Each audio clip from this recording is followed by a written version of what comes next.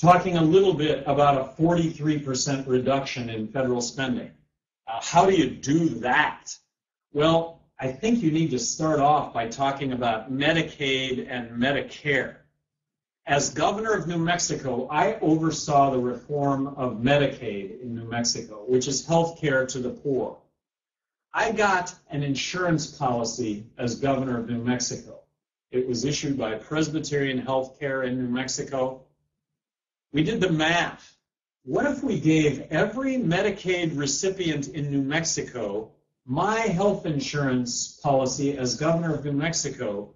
Would we really save hundreds of millions of dollars by doing that?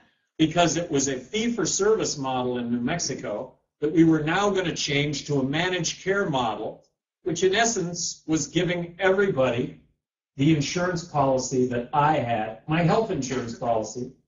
And yes, that's exactly what we did. And yes, we saved hundreds of millions of dollars, and we set up a better healthcare network in the state, much better healthcare network.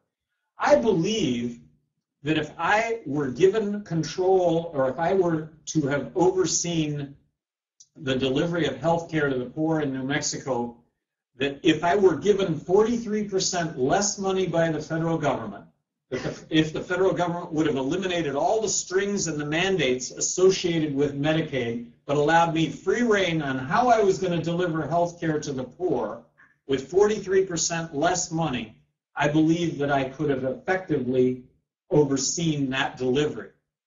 Medicare in this country is the same model. Medicare is a fee-for-service model nationally.